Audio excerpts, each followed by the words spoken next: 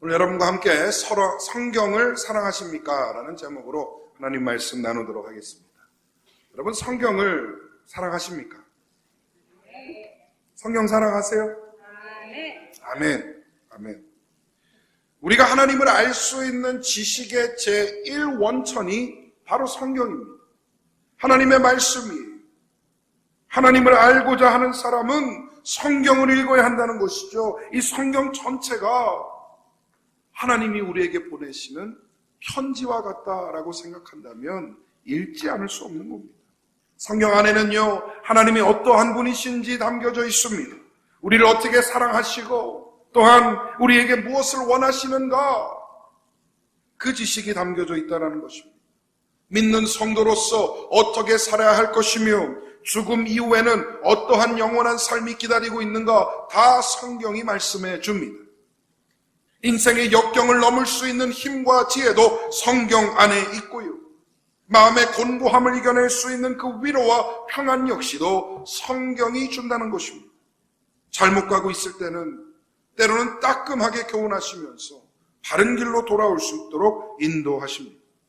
또한 우리가 어디서 왔고 어디를 향하여 가고 있는지 이 실존적인 질문에 대한 해답도 성경 안에 있는 줄 믿습니다. 나 자신에 대해서 알고 싶다면 성경을 읽어야 합니다. 한번 제가 분께 여쭤볼게요. 우리 김동희 집사님, 생일이 어떻게 되십니까? 2월 22일 날 생일이라고 하십니다. 집사님 확실해요? 2월 22일 날 태어나셨어요? 엄마 뱃속에서 나오면서 달력 확인했어요? 어떻게 생일을 확신합니까? 출산의 당사자인 엄마가 2월 21일 날 태어났어라고 말해주니까 하는 것이죠. 여러분, 우리는요, 내가 태어난 날짜도 확신할 수 없는 존재입니다. 내가 나에 대해서 다 아는 것 같지만요, 곰곰이 생각해보면 사실은 나는 나에 대해서 아는 것이 그리 많지가 않아요. 태어난 날도 확신할 수 없잖아요. 누군가 말해줬기 때문에 우리가 알 수 있는 거죠. 그런 내가 어떻게 계획되었고 어떻게 창조되었으며 어떠한 은사와 목적으로 이 땅 가운데 왔는지, 그것을 가르쳐주는 권위가 어디에 있습니까? 성경에 있다는 것이. 왜 우리가 성경을 확신할 수 있느냐? 창조의 주인이신 그 권위자 되신 하나님께서 직접적으로 말씀해 주시는 그 말씀이 담겨져 있기 때문에 믿는 거예요.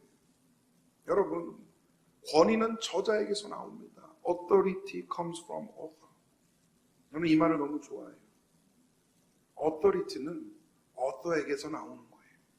권위는 저자에게서 나오는 겁니다. 만약에 성경이 하나님께서 저자가 되신다 그러면 우리는 그 권위를 믿어 의심치 않는 줄 믿습니다. 성경을 하나님의 말씀으로 굳게 붙잡으시기를 간절히 소망합니다. 오늘 본문은 모세가 죽고 나서 이제 가나안 정복을 이루어야 하는 이 여호수아에게 하나님께서 직접적으로 주시는 말씀이에요. 근데 여러분, 본문을 보면 다른 말씀 안 하세요. 여호수아야, 너 이렇게 싸워야 된다, 너 이렇게 전쟁해야 된다, 백성은 이렇게 다스려야 된다, 그런 말씀 안 하세요. 하나만 강조하고 계시는 거예요. 앞으로 가나안에서의 운명은 딱 한 가지에 달려있다. 너는 이것만 잘하면 된다 라고 하시는 게 무엇입니까? 바로 말씀을 읽으며 주야로 묵상하고 그 말씀대로 살면 내 길이 평탄할 것이다 라고 약속하시는 거예요. 믿으시면 아멘. 저와 여러분의 삶은 우리 하나님 손에 있습니다. 하나님 손 위에 있는 것이에요. 우리의 과거와 현재와 미래가 다 하나님 손에 있습니다. 믿으시면 아멘. 내가 아무리 발버둥 치면서 잘 살아보려고, 성공해보려고, 평탄해보려고 해도 하나님의 인도하심과 하나님의 도와주심이 없으면 불가능한 일이 되는 것이죠. 하나님의 말씀을 알고 그 말씀에 순종하는 삶이야말로 평탄한 길이 되는 줄 믿습니다. 여러분 인생에 승리하고 싶으십니까? 여러분 인생에 선한 마무리를 이루기를 원하십니까?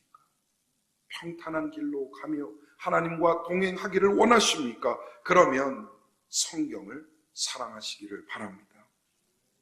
말씀 안에 우리의 길이 담겨져 있기 때문이죠. 오늘은 본문을 통하여서 우리가 성경을 어떻게 대해야 되는가 상고하기를 소망합니다.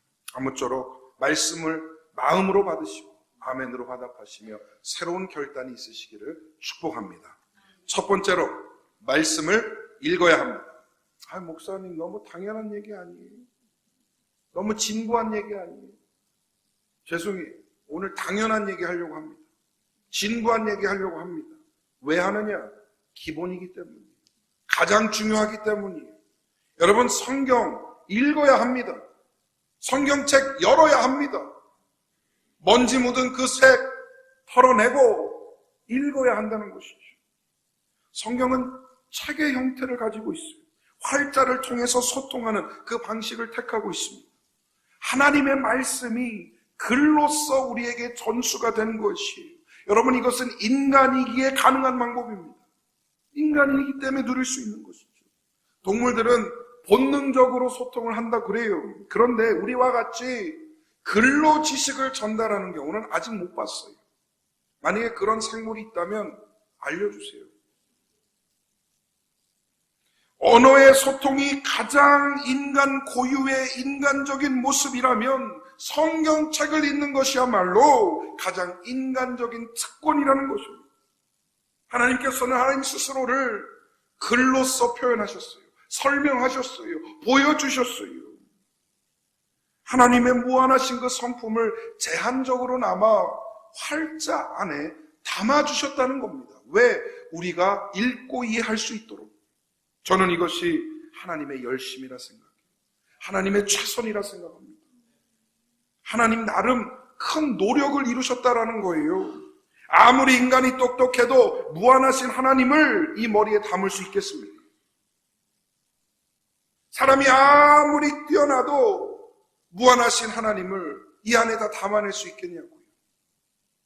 제가 어제 토세 때 이 얘기를 했어요. 내 머리에 담길 정도면, 내 존재 안에 담을 수 있는 정도의 신이라면 나는 차라리 안 믿겠다고. 무한하신 하나님. 그 무한하신 하나님을 어떻게 다 이해할 수 있겠습니까? 그런데 하나님이 우리를 배려하시는 거예요. 배려하시는 거예요. 알아야 할 만큼은 글로써 설명해 주시고 표현해 주셨어요. 최선으로 이 성경 안에 말씀해 주셨습니다. 저와 여러분이 성경을 읽어야 하는 이유는 분명합니다. 바로 하나님을 알기 위해서입니다. 하나님을 알려면 성경을 읽어야 되는 거예요. 제가 예전에 자동차에 뭐가 문제가 생겨서 혼자 고쳐보겠다고 열어가지고 보이는 나사는 족족 다 풀어버렸어요. 나 혼자 한번 내가 해보겠다고. 근데 문제는 고치기는커녕 시간이 지나면 지날수록 미궁에 빠지는 거예요. 근데 진짜 문제가 뭐냐? 나사를 다 풀어놔가지고 어떻게 다시 조립하는지 모르겠더라고요. 애를 먹었습니다. 애를 먹었어요. 근데요, 정말 허망했던 게 뭔지 압니까? 나중에 그 오너스 매뉴얼이라고 그러죠. 차량 설명서. 그거 펴니까 딱 3가지만 하면 끝나는 문제더라고요. 얼마나 황당했는지. 우리에게 이 설명서와 같은 성경을 주셨어요. 하나님의 어떠하심과 하나님의 그 무한하심과 사랑하심과 인도하심과 하나님의 약속들을 다 담아주셨어요. 그런데 그거는 정작 안 보고 나는 내 인생 문제를 스스로 해결해 보겠다. 제가 한 실수와 똑같다는 것이죠. 너무 비효율적이에요. 불가능한 일입니다. 성경은 하나님의 어떠하심을 말씀해 주세요. 우리는 그것을 읽음으로써 하나님을 알게 되는 은혜를 누리게 됩니다.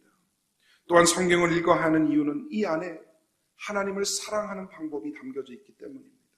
신명기 17장 19절 말씀 우리 한번 같이 읽어보겠습니다. 시작. 평생에 자기 옆에 두고 읽어 그의 하나님 여호와 경외하기를 배우며 이 율법의 모든 말과 이 규례를 지켜 행할 것이라. 아멘.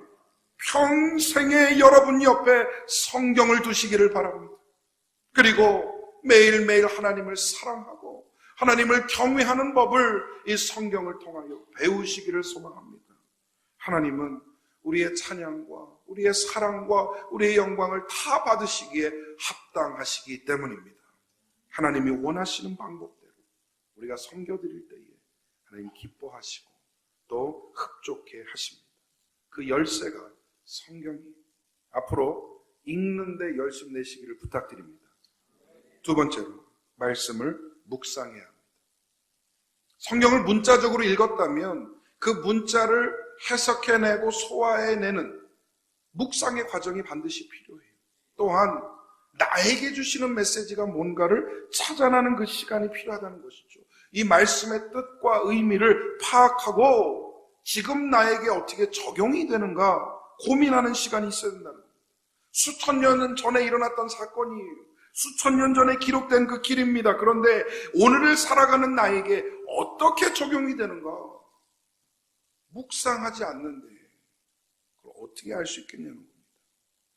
그런데 묵상하려면 먼저 뭘 해야 돼요? 말씀을 묵상하려면 뭘 먼저 해야 돼요? 읽어야죠. 아니 말씀을 읽지도 않았는데 묵상부터 해요? 또 동시에 말씀을 읽기는 읽었는데 아무런 묵상을 안 한다? 둘 다 어려운 일이에요. 말씀의 그 위대한 가능성을 제한하는 것입니다. 우리 삶 가운데 말씀이 꽃피우는 방법이 뭐냐? 묵상 가운데 꽃피우는 것이에요. 근데 한번 물어볼게요, 여러분. 말씀 묵상이 쉬워요? 어려워요? 쉽다고 하기에는 애매하고 어렵다고 그러면 평소에 안 하는 것 같고 대답하기 참 애매하죠? 목사가 말씀드릴게요. 어려워요. 말씀 묵상 어렵습니다. 왜냐하면 엄청난 수고와 노력이 필요해요. 가뜩이나 할 일이 많고 바쁜 시대에 이 어려운 성경을 읽고 공부하고 묵상한다?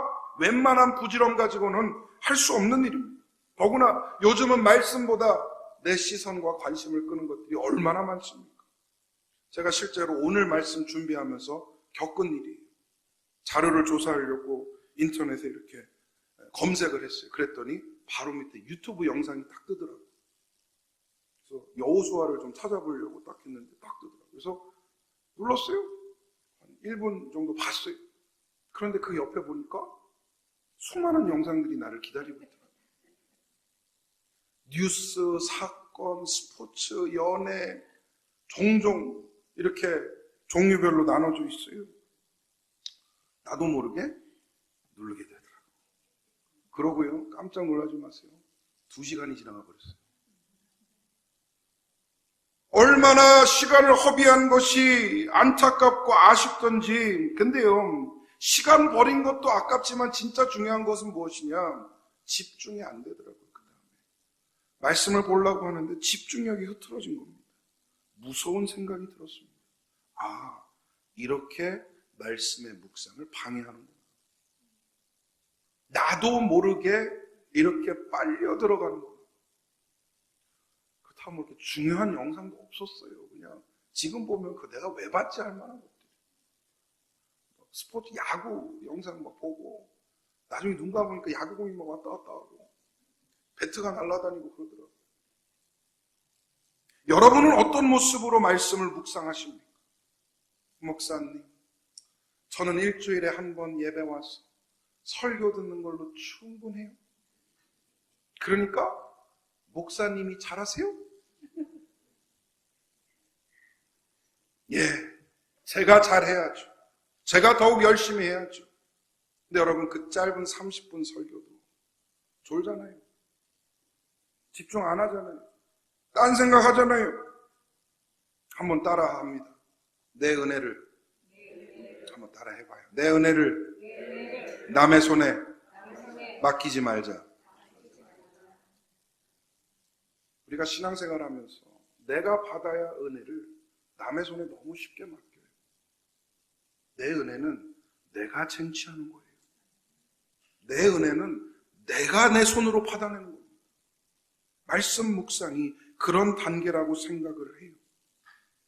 사도행전 17장 11절 말씀. 우리 한번 같이 읽어봅니다. 시작. 베레아에 있는 사람들은 데살로니가에 있는 사람들보다 더 너그러워서 간절한 마음으로 말씀을 받고 이것이 그러한가 하여 날마다 성경을 상고함으로. 아멘. 데살로니가에서 말씀 전하던 바울과 실라가 쫓겨나요. 데살로니가 사람들이 좀 못됐나 봐요. 말씀도 잘 안 받아들이고 핍박을 하니까 도망을 나와서 베레아라는 작은 동네로 가서 말씀을 전합니다. 그런데 여기 사람들은 뭐가 다른 거예요. 간절한 마음으로 말씀을 받아들여요. 그리고 이게 진짜 중요합니다. 이것이 그러한가 하여 날마다 성경을 상고함으로. 날마다 성경을 상고함으로. 건강하게 말씀을 받는 성도의 모습이에요. 모습. 말씀 묵상을 돕기 위해서 우리 교회는 생명의 삶 큐티도 하고 커피 브레이크도 운영하고 세일 꿈반, 제자 훈련, 또 이번에 했던 말씀 통독 대회, 이제 앞으로 진행하게 될 믿음의 테스트 등 다양한 프로그램을 운영하고 있습니다. 참여하고자 하는 결단이 필요합니다. 교회에서 아무리 그런 거 해도 내가 안 하겠다고 그러면 나랑은 의미 없는 것이 되는 것이죠. 제가 목회하면서 보면요, 꼭 하시던 분들이 또 해요. 그렇지 않습니까? 지난주에 봤던 분들이 이번 주에 또 와 있어요. 꼭 하시는 분들이 하더라고요. 그분들은 은혜를 맛본 거예요. 말씀의 맛을 본 겁니다. 그러니 또 원하고 또 원하는 것이죠. 은혜 받는 분들이 주변을 좀 잘 독려하셔서 같이 은혜 받기를 소망합니다. 그리고 말씀에 목마르신 분들, 이번에 새롭게 결단하셔서 교회 한 프로그램에 한번 참여해 보시기를 권면드립니다. 반드시 하나님께서 말씀의 기쁨을 허락하실 줄 믿습니다. 마지막 세 번째로, 말씀을 지켜 행해야 합니다. 말씀을 지켜 행해야 돼요. 눈으로 말씀을 읽었어요. 마음으로 말씀을 소화하고 묵상했어요. 그러면 이제는 실제로 삶 가운데 그 말씀을 행해야 된다는 것이죠. 본문 8절이 말씀하지 않습니까? 이 율법책을 내 입에서 떠나게 하지 말며 일단 읽으라는 것이죠. 묵상하라는 것이죠. 그리고 주야로 그것을 묵상하여 그 안에 기록된 대로 다 지켜 행하라. 하나님께서 여호수아에게 말씀을 어떻게 대해야 되는지 세 가지를 알려주신 거예요. 읽어라, 묵상해라, 그리고 다 지켜 행하라. 근데 다 지켜 행하라, 이 부분이 어렵죠. 잘 안 돼요. 우리가 말씀의 삶을 살면서 제일 안 되는 부분이 이 부분일 겁니다. 우리가 성도로서 좌절하는 가장 큰 이유 중에 하나가 뭐예요? 마음은 그렇지 않은데 삶이 안 따라주는 거 아니에요? 삶이 안 따라주는. 말씀 듣고 은혜 받고 새로운 결단하고 하나님 앞에 간절히 기도해요. 그런데 내 인생으로 돌아가는 순간 안 돼버려요. 하나님 뜻대로 살고 싶은데 자꾸만 잘못된 선택을 하고 실수를 하고 성경과는 반대의 말과 행동을 하면서 우리는 반복적으로 좌절하게 됩니다. 반복적으로 좌절하고 실망하면 어떤 일이 벌어집니까? 포기하게 됩니다. 포기하게 됩니다. 될 대로 되라지 라는 생각으로 살게 되는 겁니다. 사단이 제일 좋아하는 현상이에요.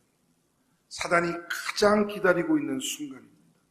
하지만 우리 주님은 분명히 말씀하셨어요. 마태복음 7장 21절에 이렇게 기록을 하고 있습니다. 나더러 주여 주여 하는 자마다 다 천국에 들어갈 것이 아니요 다만 하늘에 계신 내 아버지의 뜻대로 행하는 자라야 들어가리라. 할렐루야. 천국은 하나님의 뜻대로 행하는 자의 것이라고 그래요. 말로만 주여 주여 하는 사람 천국에 다 들어가는 게 아니라고 말씀하고 있습니다. 주여 주여 하는 게 뭘까요? 도대체? 뭐를 의미하는 걸까요? 겉과 속이 다르다 뭐 이런 것도 포함이 되겠지만 저는 이렇게 생각해요. 삶의 결단 자체를 포기해버리고 지식적으로만 하나님을 찾고 삶에서 살아내지 못하는 그 게으름도 주여 주여 하는 거에 포함된다고 생각을 합니다. 우리가 성경을 읽고 묵상하는 분명한 목적이 있습니다. 결국 우리 삶의 변화를 위해서 아닙니까? 말씀을 읽으면 생각이 바뀌어요. 묵상하다 보면 마음의 결단이 바뀌어요. 우리의 생각과 결단이 바뀌면 결국 무엇이 바뀌느냐? 삶이 바뀌게 되는 거예요. 말씀하신 대로 내 아버지의 뜻대로 행하는 자가 되게 되는 것입니다. 말씀대로 사는 인생 복됩니다. 그 안에 생명력이 있어요. 그 안에 하나님의 인도하심과 하나님의 은혜가 살아있어요. 하나님께 영광 돌리는 그 지경으로 나아갈 수 있게 됩니다. 그리고 저는 말씀대로 사는 삶이야말로 가장 인간적인 삶이라 생각합니다. 만들어진 그대로 창조의 모습과 목적 그대로 돌아가는 것이고요. 하나님이 가장 원하시는 인간다운 삶이 어디에 있느냐? 성경대로 사는 거예요. 세상은 그런데 반대를 가르치죠. 세속적으로 사는 것이 인간다운 것이다라고 자꾸 우리를 속입니다. 물질을 추구하고 나만의 만족과 안위를 따르는 것이 인간적이라고 얘기해요. 나의 쾌락을 따르는 것이 그게 인간적이다라고 합니다. 그러나 그 안에서 잃어버리는 우리의 존엄성, 우리의 정직, 우리의 인류애, 우리의 영성, 이거 다 어떡할 겁니까? 성경은 반대죠. 눈에 보이는 물질 그거 아무것도 아니다. 나의 기호와 만족보다 훨씬 더 중요한 것이 하나님의 뜻이다라고 가르칩니다. 지금의 삶보다 앞으로 펼쳐지게 될 영원한 삶이 훨씬 더 중요하다라고 가르쳐주고 있죠. 성경이 그렇게 가르치고 세상이 반대로 가르친다면 논리적으로 봤을 때 둘 중에 하나는 거짓입니다. 둘 중에 하나는 참입니다. 저는 성경을 택합니다. 여러분은 어떻게 택하시겠습니까? 말씀을 행하고 성경적인 삶을 사시기를 축복합니다. 그 안에 생명이 있어요. 인간다움이 있어요. 하나님이 주관하시는 은혜의 삶이 있는 줄 믿습니다.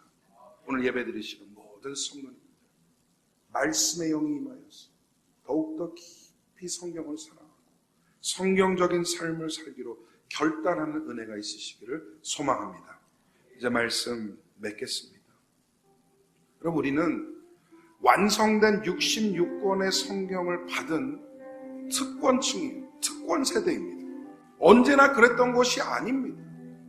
우리가 들고 있는 이 성경 역사적으로 보면 불과 500년 만에 일반인들이 볼 수 있게 된 거예요. 지금도요, 모든 사람이 누리는 특권이 아닙니다.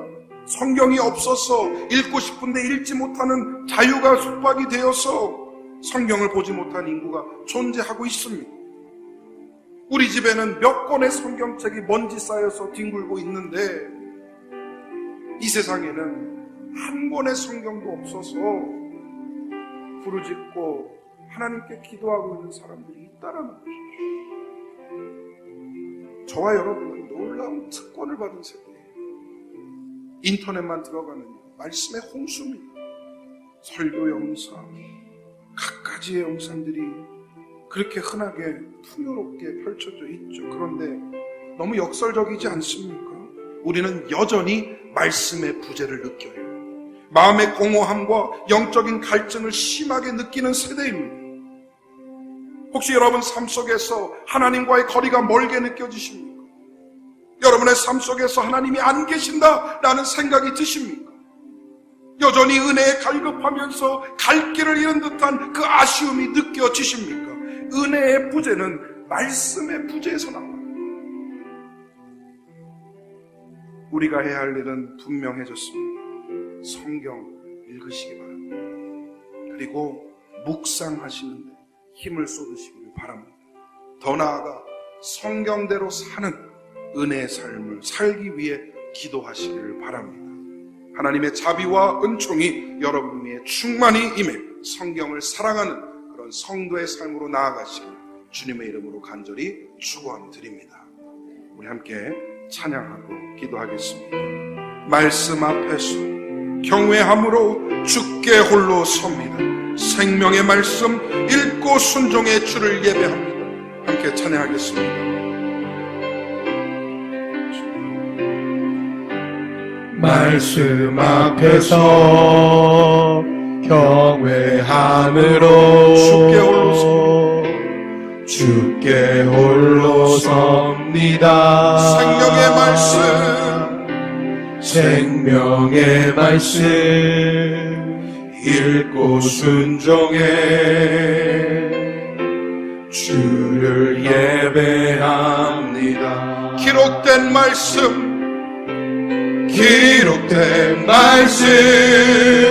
힘이 있어서 진리로 우리 거룩해 하며 거룩한 말씀 쇠세 영원히 복음이 되어 말씀하시네.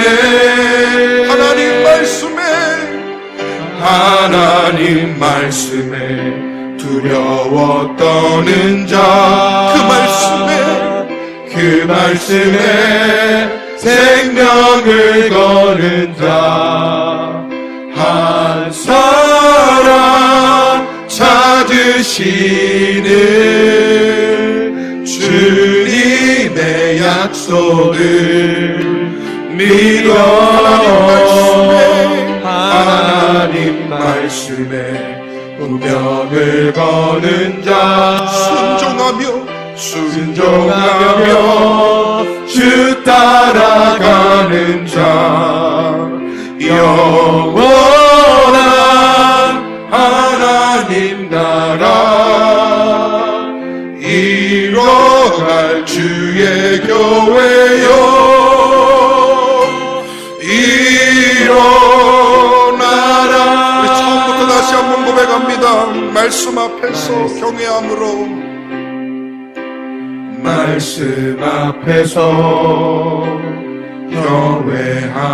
경외함으로 주께 홀로 섭니다. 생명의 말씀 읽고 순종해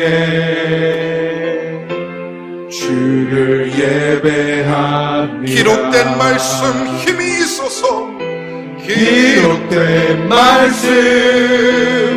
힘이 있어서 진리로 우리 거룩해 하며 거룩한 말씀 쇠세 영원히 복음이 되어 말씀하시네. 하나님 말씀에 두려워 떠는 자 그 말씀에 생명을 거는 자 한 사람 찾으시는 주님의 약속을 믿어 하나님 말씀에 운명을 거는 자 순종하며 주 따라가는 자 영원한 하나님 나라 이뤄갈 주의 교회요